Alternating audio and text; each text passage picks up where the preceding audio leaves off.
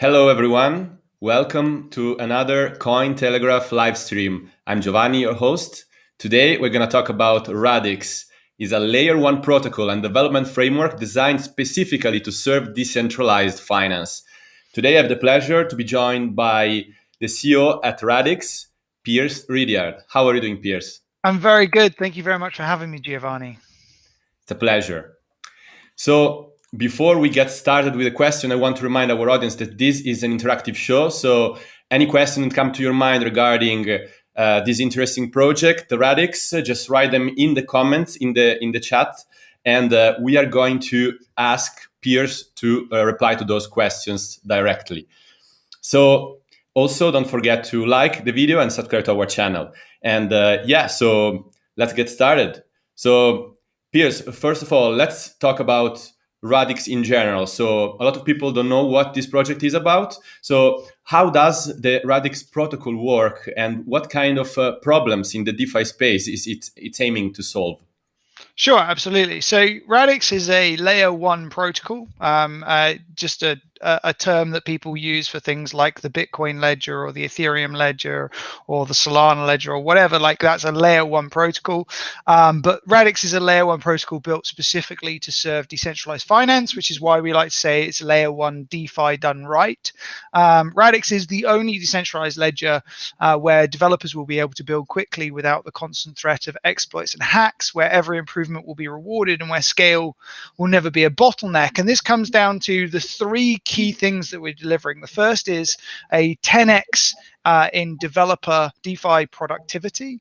The second is a 100x in DeFi execution efficiency, and the third is 1,000x in DeFi scalability. So, like, if I just dive into those a little bit, the first one, like, developing on Ethereum really sucks. And the reason it sucks is it really comes down to solidity. Solidity is at the core of why a lot of these hacks happen in the first place. We've had $285 million of hacks to date.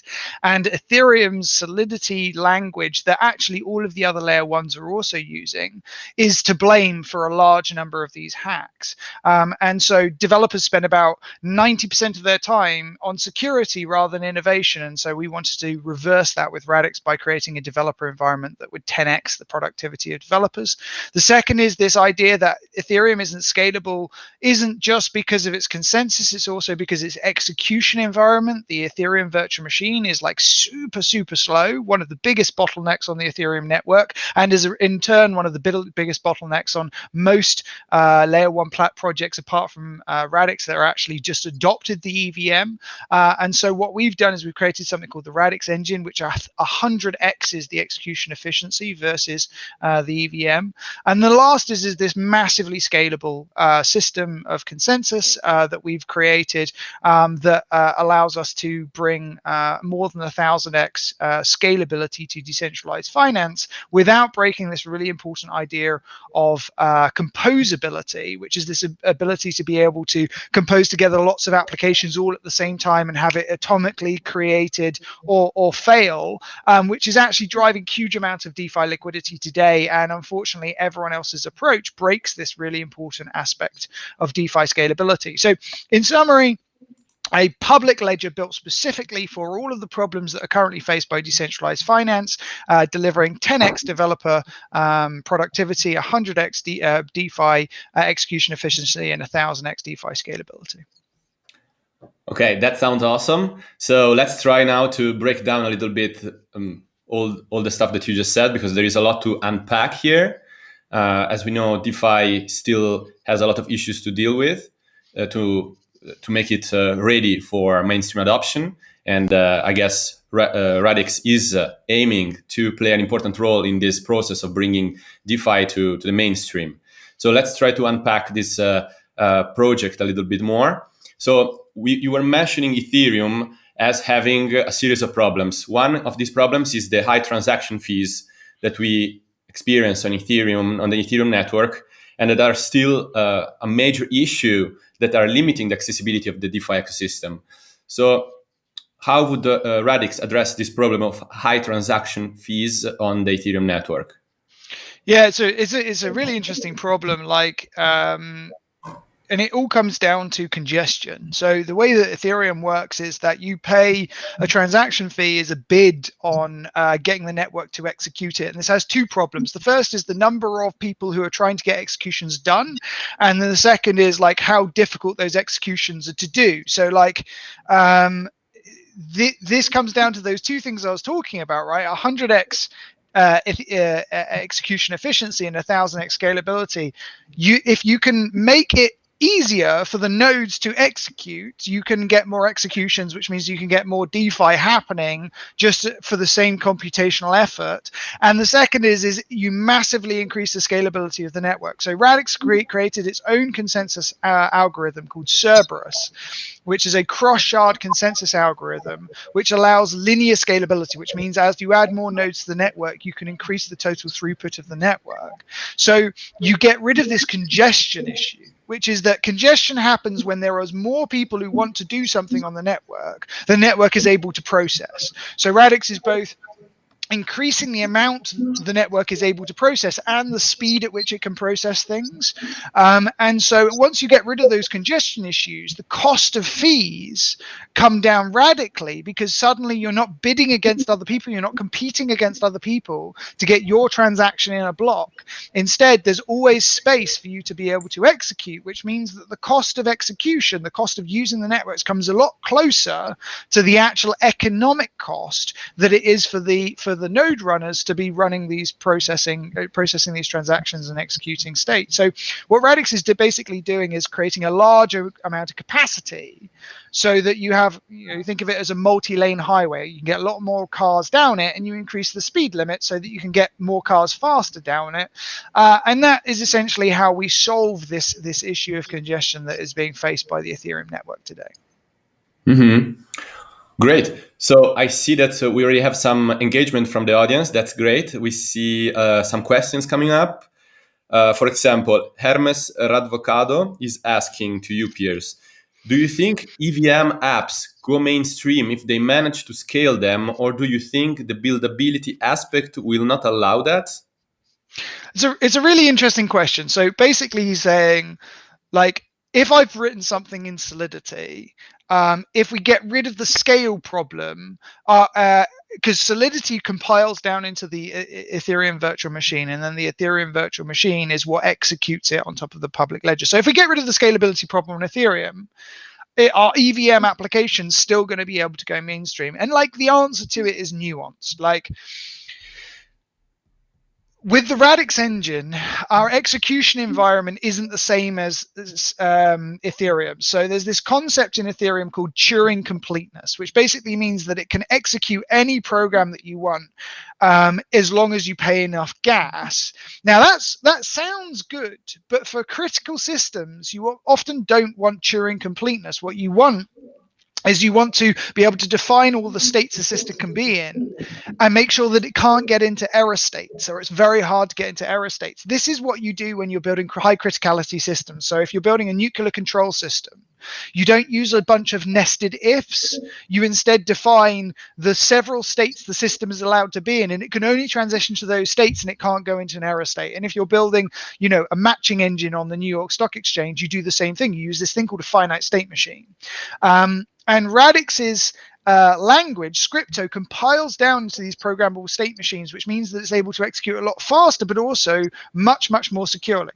Now, that doesn't mean that you can't build using the EVM. It's just that as these systems mature, you tend to see developers move towards an environment that adds guarantees that makes their life easier, because it's not just a question of building the functionality, it's that functionality then going on without having bugs and having problems later, and being able to run in a high reliability way. So EVM built applications are just going to always be less performant and end up on average having more bugs. They can still go mainstream. It's just why would you want to push a financial application on something that is fundamentally less secure and is more likely to go wrong in a high number of ways? And then from the buildability aspect point of view, like Scrypto, we have built Scrypto, our programming language built specifically for decentralized finance application developers. as a result of feedback that we've got over the last year from DeFi builders who are building using Solidity today, to get to this idea of a really easy to use language that allows you to build decentralized finance applications intuitively and not have to worry so much about security. And again, like, you can still build like Solidity based applications if you want to. It's just going to take you a lot longer to reach the end point. And it's why languages like Rust or Go or Swift are so popular versus something like C. I can do everything that I want to in C, that I can do in Swift or Rust or Go or any of these languages, but developers fundamentally gravitate towards the tools that make it easier to do their job, and that's what we're basically doing here. We're being very careful to focus on the use case and giving people the best tools to be able to address that use case. Thanks. So you replied to that question quite exhaustively. So I think that the audience is getting very well informed about the properties of Radix and how it plans to revolutionize the DeFi space. So talking about what happened recently, yesterday, we know that the Olympia mainnet, the first version of Radix public network, has gone live. So congratulations, first of all. And can you tell us more about the launch? Absolutely. So, like, I would say that Radix is a roadmap driven project. Like, our whole goal is getting towards this this end state that we think the financial the underlying foundation of the global financial system of the future should look like, and all of the things that need to be built to get there. So Olympia is just the first milestone in that journey. Olympia is our first mainnet release. It's the first public network that Radix has created that you can go and use. It released our tokens. You can go and start staking on the network. There's like 300 million Radix tokens available per year to anyone who stakes, which at like current market value is about 40 50 million dollars per annum, which is fairly decent. And you can also do things like simple transactions and stuff like that. The first version of the network is not linearly scalable. It is just to prove out our new consensus system, our new security model, and our new execution environment. Then at the end of this year, Alexandria comes to, which is when we deliver our language, our programming language, Scrypto, in a sandbox environment for developers to start building and testing out decentralized finance applications, building off ledger. And then next year, Babylon is when that goes live, when that comes onto the public ledger, and DeFi starts to be able to be built on top of Radix, and people start to be able to use it, as well as our developer royalty system, which I'll talk a little bit about later. And then the year after that will be when Xi'an goes live, and we are able to deliver that sort of full linear scalability. But from my point of view, this is the way that it's important to deliver. Like, the first thing you need to deliver before you deliver full scalability is proving that the system that you are building addresses a need, like that fundamentally you've got something that is easy to build with, that you're able to innovate very quickly on, and then later on expand out the complexity of the system to address sort of a higher demand for the network. Because if you look at all of these networks, they start off with a fairly low use base, and then they go exponential. So the amount of usage that the throughput you need at the early days is quite low, and then the amount of throughput you need in 10 years is massively higher than anything that we're seeing today on any network, because of where we're going. Like, finance, we're on our way to replace finance with a public decentralized ledger system. That means that you're going to need millions of transactions per second, but all of these things take time, and so we're starting with usability and then going on to scalability. Cool, and we're going to talk about your roadmap more in details a bit later in the AMA. But first, we got another question from the audience. So Sebastian Pereira is asking, is Radix using global balance or UTXO to track transactions? It's a good question. UTXO to track transactions, and it's the only way that we think it is possible to do a fully state sharded model for being able to create a scalable system. So no, there's no global balance. The only thing that's global on the Radix network is your stake, the stake balance of the nodes that are operating, because the system is a proof of stake system. Everything else is local UTXO. Mm-hmm. And actually, like, this is a really interesting technology debate around like balance-based systems versus UTXO, and like the Bitcoin way of doing things UTXO and the Ethereum way of doing things balance-based. Like there are strengths and weaknesses of both, but generalizing UTXO for state transitions for finite state machines that have compiled down from a expressive language like Scrypto is actually an incredibly efficient way of getting both a way of building great products, but then having high guarantees about security and being able to shard state across a sharded network so that you can have scalability as well. So it's a great question, and yes, everything is local. Cool. We are having a lot of interesting questions today, so that's exciting. I invite our audience to continue like that and ask any questions that come to your mind about even technical issues, technical details that you might be interested in about Radix.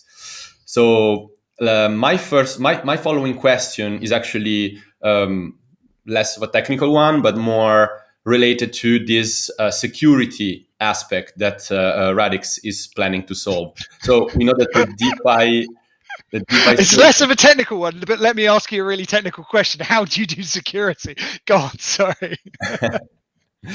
So we know that DeFi space has proven vulnerable to hacks and other security breaches, which resulted in the loss of hundreds of billions of dollars in the last couple of years. So what is Radix doing to solve the DeFi security issue?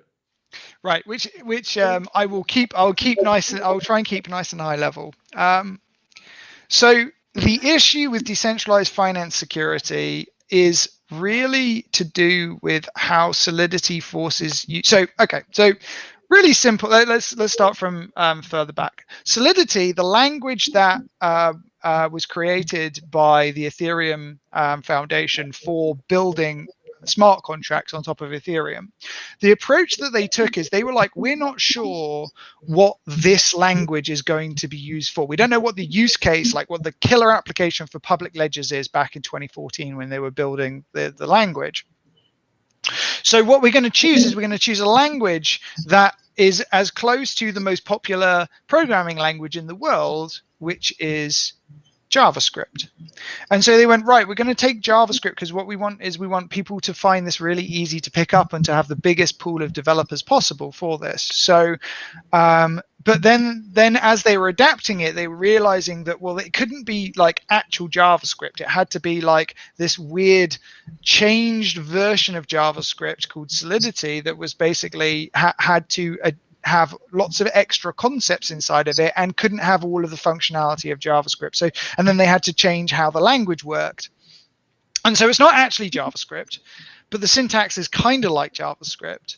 So it actually didn't end up being easy to pick up because you still have to learn a new language even if you know JavaScript. And then the other problem is JavaScript is not a good language for building high criticality systems. Like if you went to the CTO of a neobank like Monzo or N26 or any of these new startup banks that are sort of like fundamentally trying to change the consumer experience of banking, and said, hey, I'd like you to build your core technology in JavaScript, they would kill you because it's not the right tool for the job. We have the advantage that we aren't launching in 2014 or 2015, we're launching in 2021, where we've been able to watch the progression of the space from being like, what is the purpose of public ledgers? We're not sure. It could be logistics, it could be finance, it could be charity, it could be something else, right, entirely, to being very sure that decentralized finance is probably the biggest killer application there is for public ledgers, for lots of really interesting reasons. But like And we're seeing the start of real product market fit with what's happening with DeFi. Like DeFi is over $100 billion under management in just over a year. That's kind of crazy. And so we were able to go, well, what language would you want to use if you were going to build high criticality systems? Well, you'd want to use a language that has several functions that would make it really easy for you to be able to build secure finance, but specifically secure finance, and make it intuitive to build secure finance. And so that's what we've done with Scrypto. Well, that's what we think we've done with Scrypto. We'll find out at the end of this year. And why we think it's fundamentally, from a philosophical point of view and from a design point of view, why we think it's going to be a lot more secure to build on Radix than it is going to be to build with something like Solidity, because the starting point is correct for the application that it's being that's being addressed. That's interesting. So let's see if the audience has some questions on the security issue. Oh, we have another question from Sebastian Pereira, who is asking, I read Radix is using DPoS on the consensus algorithm. Does that mean the network is partially centralized? It's an interesting question. Like, I love this debate. It depends how long you've been in the space as to like where you come in at this. It's like, if you're like a true Bitcoiner, you're like everything's centralized. If you can't just have anyone join without having to buy anything.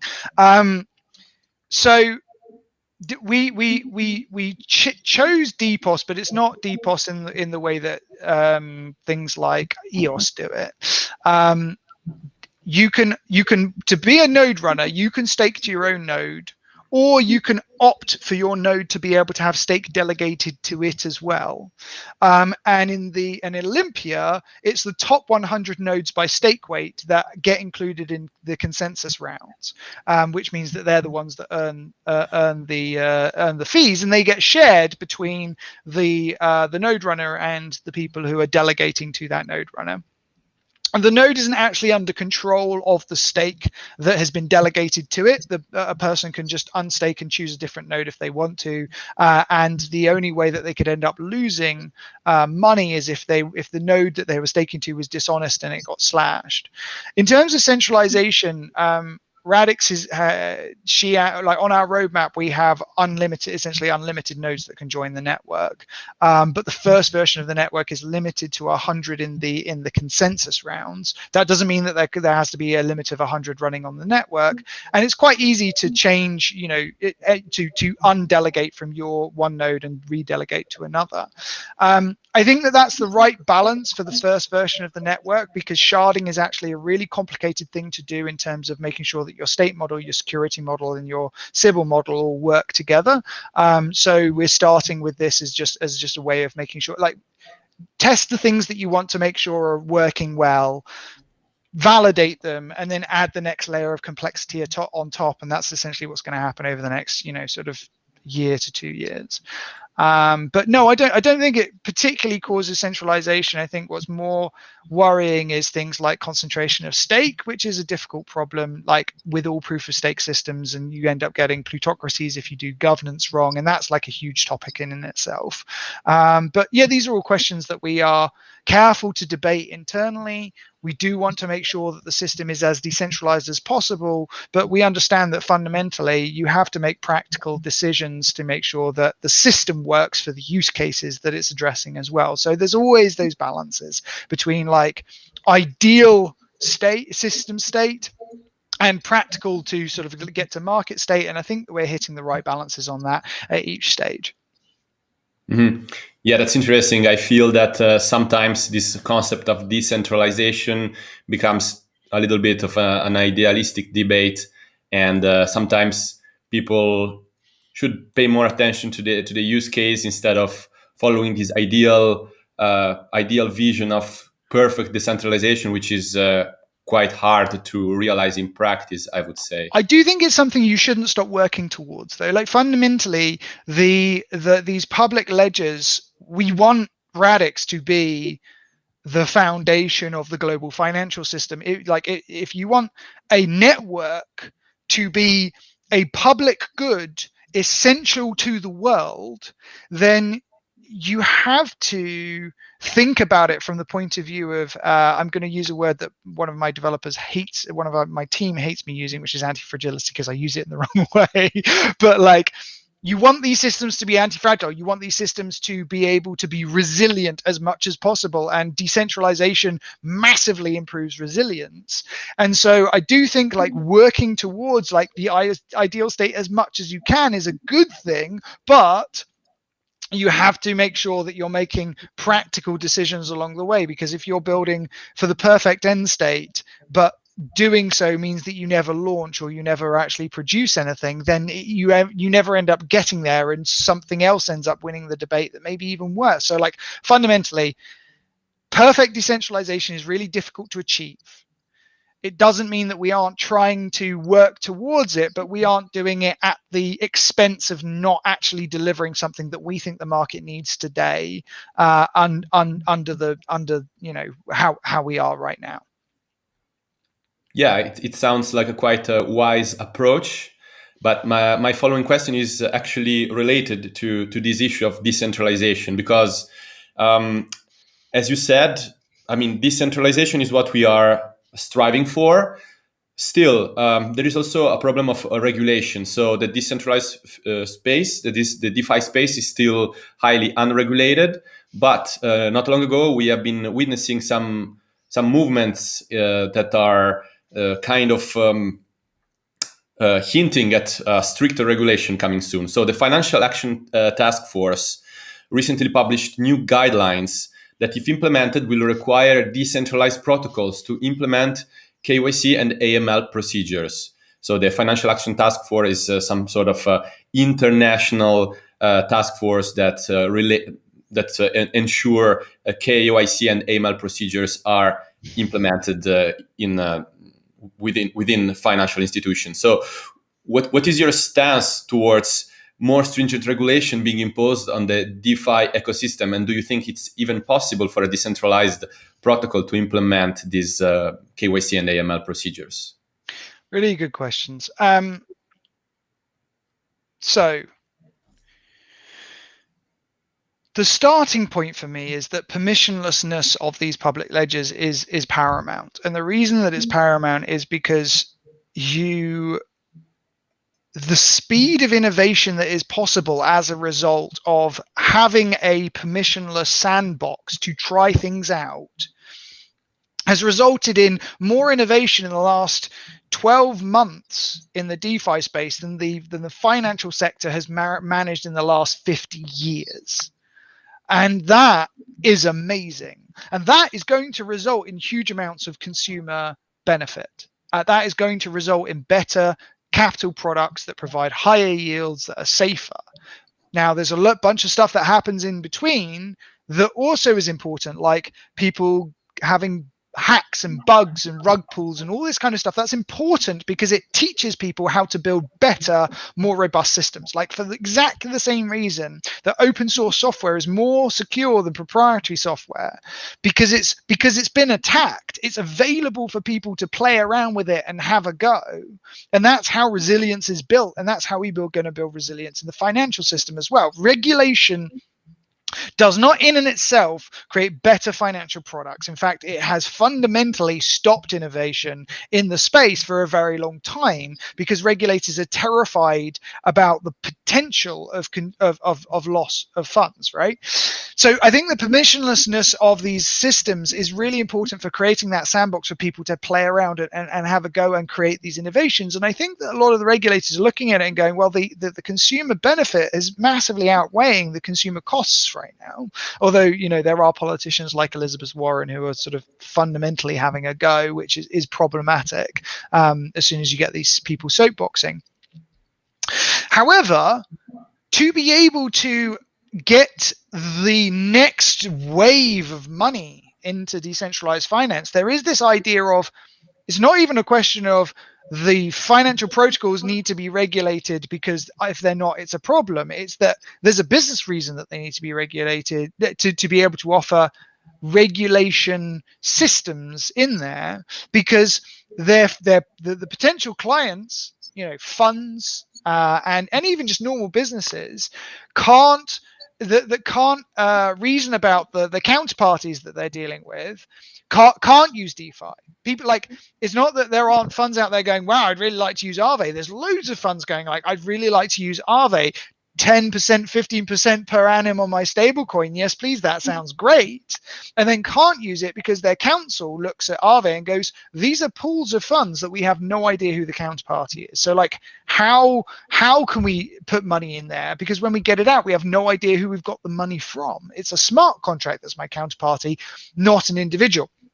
So it is absolutely possible to build permissioned applications on top of permissionless infrastructure. And I think that permissioned and permissionless applications living next to each other on top of these platforms is a fantastic thing. Aave's doing it. They've just released Aave Pro, which means that to be able to use it, you have to have KYC'd AML to be able to get into and get out of the Aave Pro platform. It's the same code base as Aave on top of Ethereum. It's on permissionless infrastructure, but it is permissioned so that the larger capital providers in the market are still able to start to play. That's a good thing. That is what we want. Now, Radix has built, like we realized that this was coming, and like anyone who's reading the regulations right now would see that these kind of things are coming. So what we did is we built Instapass, and Instapass is a DeFi compliance tool that allows any DeFi developer who wants to build compliant DeFi on top of Radix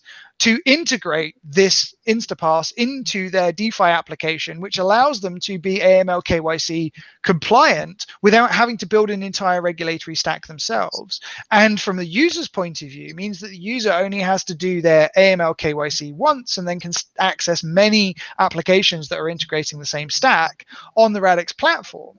So I fundamentally believe that permissionlessness is massively important, and permissionless finance should continue to exist and shouldn't be regulated out of existence, because without that, we don't have the speed of innovation. But fundamentally, you need to give tools to developers, because what I don't want to happen, and what can happen if we don't get ahead of this, is that we regulate the small guy from actually being able to make innovations in the first place, because building a compliance stack is really, really expensive. So instead of just building it for ourselves, we built it as an API tool that anyone can use, so that we can give people that advantage of being able to still be, a guy in his dorm room, or like a person who, like a couple of friends who are just getting started, to still be able to compete in the space, still be able to compete against the big financial players, but still be able to sit within the regulatory frameworks that are now being put in place by these big regulators. And by the way, the fact that this regulation is coming in is a sign that DeFi is increasing its legitimacy in the space. If it was just thought to be a toy, they wouldn't be regulating it. But now they're seeing how powerful this thing is. They're starting to bring in this regulation. And fundamentally, Radix, what we want you to always think is that that you have the edge in building on Radix, because we have tried to give you all of the tools to make your success as easy as possible. Things like Instapass and being able to comply with regulation without having to build a regulatory stack yourself. That's awesome. I think that this capacity of making regulated and unregulated elements within the same protocol coexist, it seems a very complicated endeavor, and I'm looking forward to see what Radix is going to be able to create in that respect. Also, we have a question regarding regulation from Esteban Angeles. He's asking, do you think regulations might hinder Radix's ability to grow? No, I don't. I think that it will hinder many of our competitors, but I think that our approach is fundamentally designed to keep the barrier to entry for people who want to build on top of our platform as low as possible, and maintain that pace of innovation.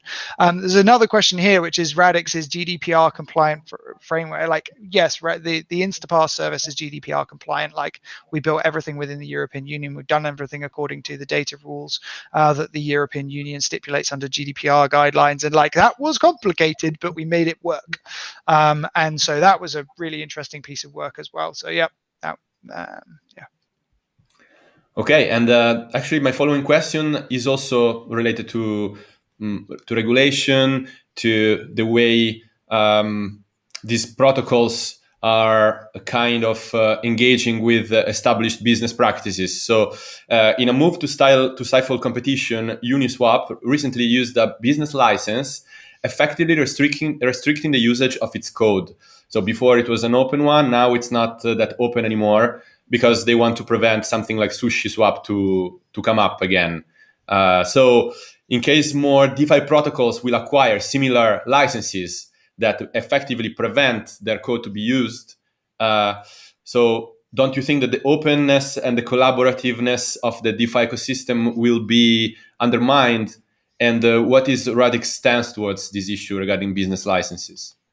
Yeah, it's a really interesting one. So like, and Uniswap isn't the first one to do it. Like, I think Curve also has done it, though people are less aware of it. So I think that this sort of comes to the heart of one of the things that we sort of realized when studying the success of like the Ethereum ecosystem versus the failure of things like EOS, despite massive differences in money resources that they had available. Ethereum actually didn't have a huge amount of resources, and the thing that characterized the Ethereum ecosystem early was the amount of developers who were sort of willingly giving their time to testing things out, playing around with stuff, building tools and open source code that they were giving away, because it was like it was competitive friendship then, and that was actually talked about a lot, this idea of helping each other out, because like there's so much to build and we can't all do it on our own, so like let's open source and let's give each other stuff. And then DeFi started to be much more about money. Like it went from being like this fun, interesting, philosophical like area to like being much more like, well, we can make serious money here.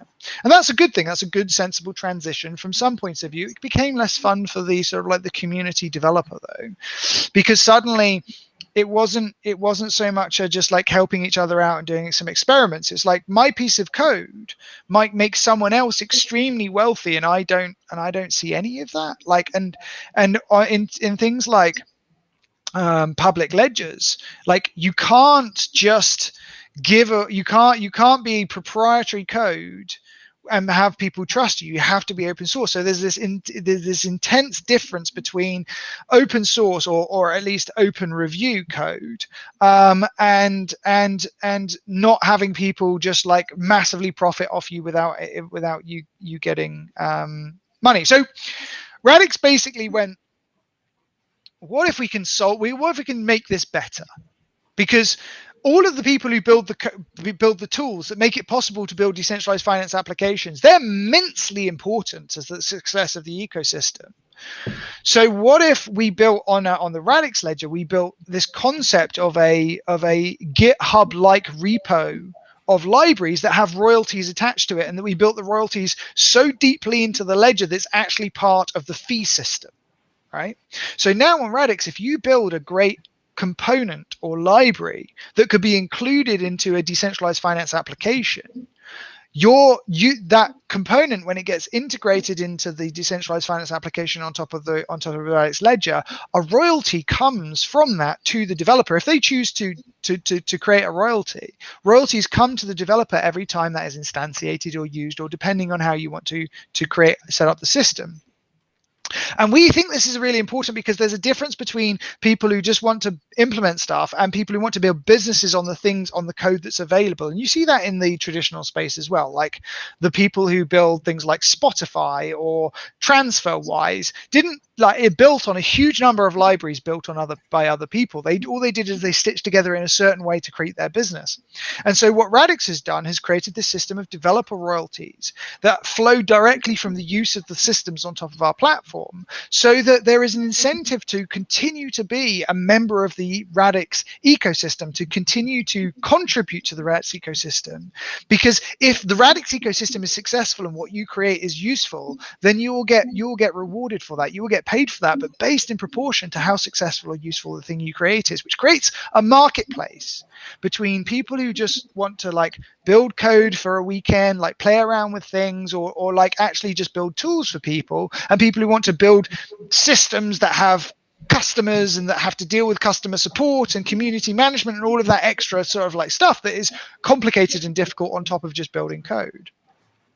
Now, coming back to the Uniswap v3, I think that's just a example of where the incentives don't work in the Ethereum ecosystem anymore, and we think this approach can massively improve it. It doesn't mean that people can't do something like the Uniswap v3 model, and I do think it's anti-competitive, but I also think that it's sort of going to happen.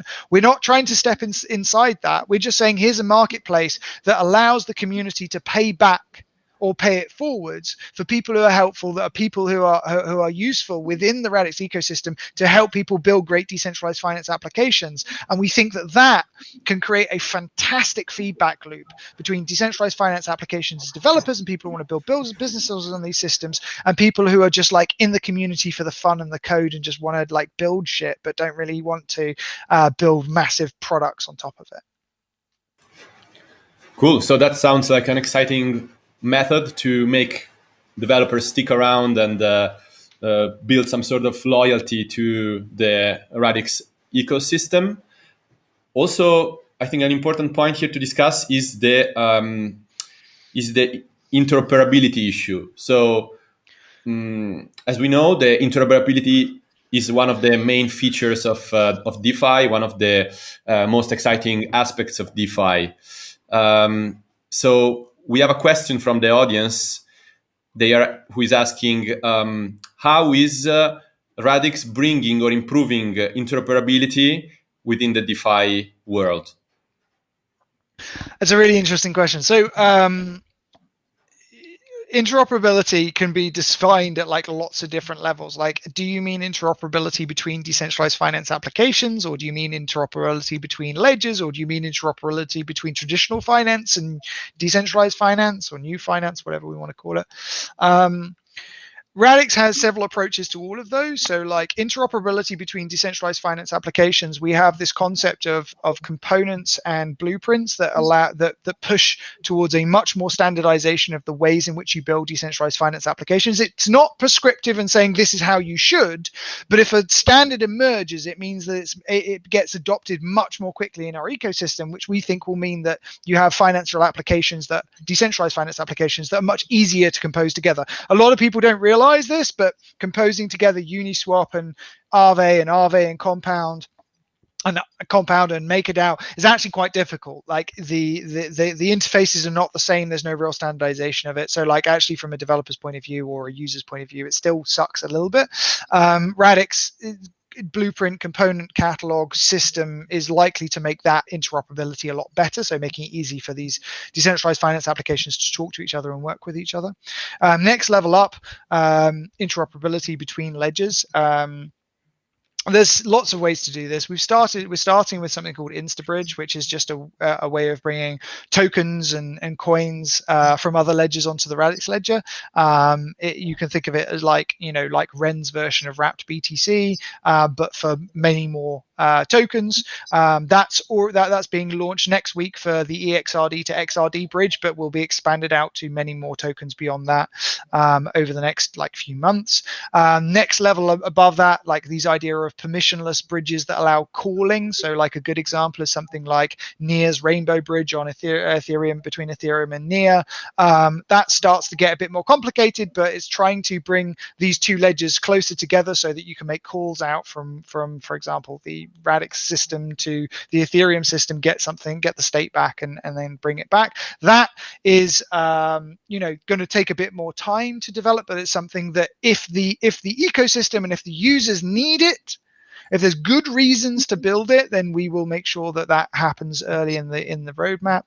And then building bridges between the traditional financial sector and our platform, things like Instapass and our single sign-on DeFi compliance solution, things like giving tools for it, making it easy for traditional systems to talk to our system via API. All of that stuff is also in the works as well. But you know, interoperability isn't one thing. It's and it also really depends on like whether or not you mean like interoperability of assets or interoperability of, or just being able to talk to each other and understand state, or if you need like, or if you mean something like a lot deeper than that in terms of calls being interoperable. So like it's something that will take some time to build out completely on Radix, but we're already starting. Awesome.